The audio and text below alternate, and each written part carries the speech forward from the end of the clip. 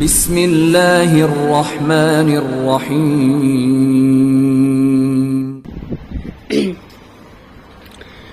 ارشاد نبی کریم ہو رہا ہے کہ اپنی اپنی مجلسوں کو زینت دو ذکر علی ابن ابی طالب سے۔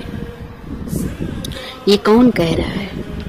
یہ وہ کہہ رہا ہے کہ جس کے کہنے سے ہم نے نماز کو نماز مانا، جس کے کہنے سے ہم نے روزہ کو روزہ مانا، جس کے کہنے سے ہم نے حج کو حج مانا، جس کے کہنے سے ہم نے خمس کو خمس مانا، جس کے کہنے سے ہم نے زکوٰۃ کو زکوٰۃ مانا۔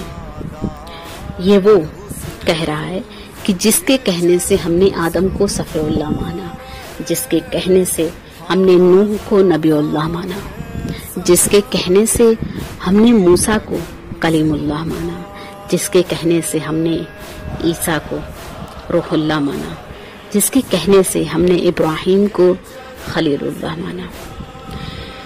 یہ وہ کہہ رہا ہے جس کے کہنے سے ہم نے قرآن کو کتاب اللہ مانا، اور جس کے کہنے سے ہم نے کعبے کو بیت اللہ مانا۔ وہ خدا کا نبی ارشاد فرما رہا ہے کہ اپنی اپنی مجلسوں کو زینت دو ذکر علی ابن ابی طالب سے۔ دست ادب جوڑ کے کہوں گی، یا رسول اللہ، آپ نے علی کے ذکر سے کیوں مجلسوں کو زینت دینے کے لیے کہا؟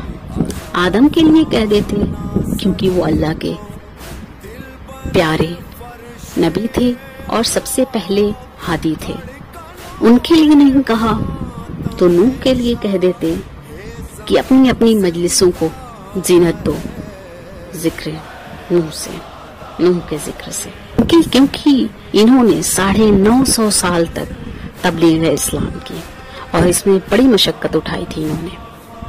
اگر ان کے لیے بھی نہیں کہا تو جناب ابراہیم کے لیے کہہ دیتے کہ اپنی اپنی مجلسوں کو زینت دو جناب ابراہیم کے ذکر سے۔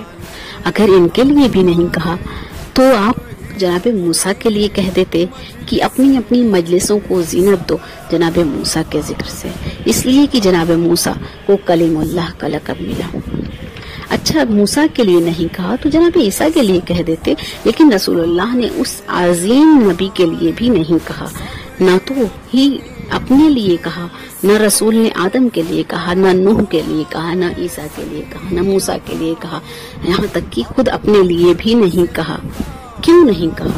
تو رسول اللہ جواب دیں گے، اے نادان، تجھے نہیں معلوم، اگر میں آدم کے ذکر سے مجلس کو زینت دینے کو کہتا تو اس وقت ایک وقت میں آدم کا ذکر مجلس کی زینت بنتا، اگر میں نوح کے ذکر سے مجلس کو زینت دینے کے لیے کہتا تو اس ایک وقت میں فقط نوح کا ذکر مجلس کی زینت بنتا، اگر میں ابراہیم کے لیے کہتا تو اس ایک وقت میں فقط ابراہیم کا ذکر مجلس کی زینت بنتا، اگر میں موسیٰ اور عیسیٰ کے لیے کہتا تو اس وقت ایک وقت میں موسیٰ اور عیسیٰ کا ذکر ہی مجلس کی زینت بنتا، اگر میں خود اپنے لیے بھی کہتا تو اس ایک وقت میں میرا ذکر بھی فقط میری زینت بنتا، لیکن میں نے ایک ایسے شخص کے لیے کہا ہے جس کا ذکر خود اس کا بھی ذکر ہے اور تمام نبیوں کا بھی ذکر ہے اور میرا بھی ذکر ہے، اور وہ ہے علی ابن ابی طالب۔ اب علی کے فضائلات و کمال بہت ہیں۔ رسول اللہ نے فرمایا ہے کہ اگر سارے درخت قلم بن جائیں اور سارے دریا، سارے سمندر سیاہی بن جائیں اور تمام جن و انس سے مل کر لکھیں تو بھی علی کے فضائل و کمالات کو نہیں لکھ سکتے۔ یہاں پر بات جب علی کی آئی ہے تو میں آپ لوگوں کے سامنے ایک واقعہ پیش کرنا چاہوں گی کہ علی ہمارے پہلے امام اپنے صحابی جناب قمبر کے ساتھ ایک مرتبہ ایک راستے سے گزر رہے تھے، کیا دیکھتے ہیں کہ زمین اور آسمان کے بیچ سخت بحث ہو رہی ہے۔ آسمان کہہ رہا ہے تیرے پاس کیا ہے؟ میرے پاس چاند ہے۔ تیرے پاس کیا ہے؟ میرے پاس سورج ہے۔ تیرے پاس کیا ہے؟ میرے پاس ستارے ہیں۔ تیرے پاس کیا ہے؟ میرے پاس جبریل جیسا فرشتہ ہے۔ ایک مرتبہ जमीन खामोश है, कोई जवाब नहीं दे रही है। हजरत अली अलैहिस्सलाम ने पूछा, कहा क्यों खामोश हो? तुम कहो कि अगर तुम्हारे पास चांद है तो मेरे पास चांद को 2 टुकड़े करने वाला है, अगर तेरे पास सूरज है तो मेरे पास सूरज को पलटाने वाला है, अगर तेरे पास सितारे हैं तो मेरे पास सितारों को अपने दर पे उतारने वाला है, अगर तेरे पास जिब्रील है तो मेरे पास जिब्रील का उस्ताद है। अज़ीज़ान मोहतरम, उलमा ने एक तहरीर फरमाई है कि इबादत इंसान को सवाब तक पहुंचाती है और फिक्र खुद खुदा तक पहुंचाती है। फिक्र खुद खुदा तक पहुंचाती है और जाहिर है खुदा का मर्तबा सवाब से ज्यादा है और बालातर है। लम्हे फिक्र ये है, इसके अलावा इबादत आज़ा व जवारी का अमल है, लेकिन फिक्र दिल का अमल है और हर दिल हर मर्तबा आज़ा व जवारी से बालातर है। इसीलिए एक साअत की फिक्र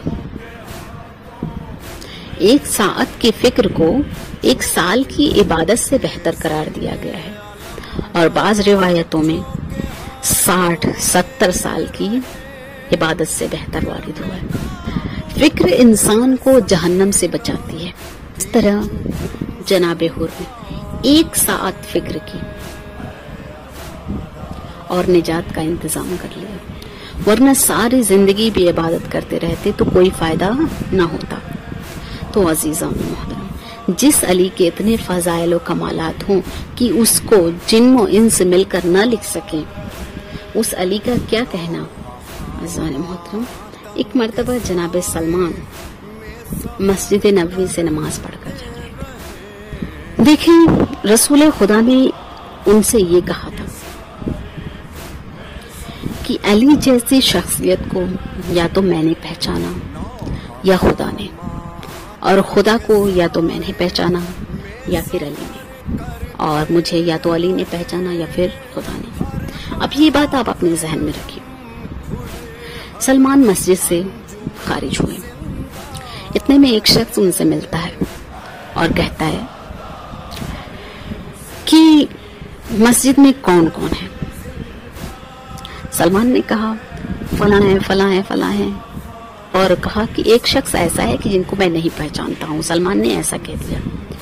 वो शख्स जैसे ही मस्जिद में वारिद हुआ, देखा कि सलमान ने जिन जिन लोगों को बताया था वो तमाम लोग मौजूद थे, और कहा कि जिनको मैं नहीं जानता वो थे हजरत अली अलैहिस्सलाम। अब वो शख्स रसूल के पास जाता है और कहता है, सलमान अली को नहीं पहचानते। कहा सलमान ने ऐसा कहा। रसूल सलमान के पास आए। आने के बाद कहा, सलमान क्या तुम अली को नहीं पहचानते? कहा नहीं। रसूल ने कहा झूठ मत बोलो। कहा सच बोल रहा हूँ, मैं अली को नहीं पहचानता, क्योंकि आप ही ने तो कहा था कि अली को या तो मैंने पहचाना या खुदा ने, और खुदा को या तो मैंने पहचाना या तो अली ने, और मुझे या तो अली ने पहचाना या तो खुदा ने पहचाना। तो अली वो शख्सियत है कि जिसे पहचानना किसी आम इंसान के बस की बात नहीं। जब कोई उसे पहचान नहीं सकता तो उसके बारे में लिख दो, उसके फजाइल व कमालात को किस तरीके से लिख सकता। इसीलिए रसूल ने फरमाया कि अगर तमाम दरख्त कलम बन जाएं और तमाम दरिया स्याही बन जाएं और तमाम जिन्नों इंस मिलकर लिखे, तब भी अली के फजाइल व कमालात को नहीं लिख सकते। चूंकि मेरा मौजू है ज़य्यिनु मजालिसिकुम बिज़िक्र अली इब्न अबी तालिब, इसलिए आज की इस मजलिस में जिक्र अली इब्न अबी तालिब बहुत जरूरी है। ऐसा ने मोहतरम, जब कुफारे मक्का ने रसूल अकरम का मकान घेर लिया था और उनके कत्ल का इरादा रखते थे वो लोग, तो रसूलुल्लाह ने कहा, ऐ अली मेरे बिस्तर पे तुम सो जाओ। यहाँ इमाम और आम इंसान का फर्क आपको समझ में आ जाएगा। रसूल ने कहा, ऐ अली तुम मेरे बिस्तर पे सो जाओ। ये उन लोगों के लिए मैसेज है जो علی کو بلا فصل اور پہلا نہیں مانتے، اور ان کو لگتا ہے کہ علی پست ہیں، اس لیے انہیں چوتھا خلیفہ تسلیم کیا۔ ان کے لیے بتانا چاہوں گی کہ یہ علی وہ ہیں کہ جب رسول نے کہا کہ اے علی میرے بستر پہ تم سو جاؤ، اب کوئی اگر ان سے ایک ہوتا تو وہ یقیناً یہ بات کہتا کہ کیا اس بستر پہ سونے سے میری جان بچ جائے گی، لیکن نہیں، علی نے ایسا نہیں کہا۔ علی نے کہا کہ کیا میرے بستر پہ سونے سے آپ کی جان بچ جائے گی؟ کیا کہنا میرے مولا کا کہ اپنی جان کی پرواہ نہ کرتے ہوئے رسول کی پرواہ کرتے۔ کیوں؟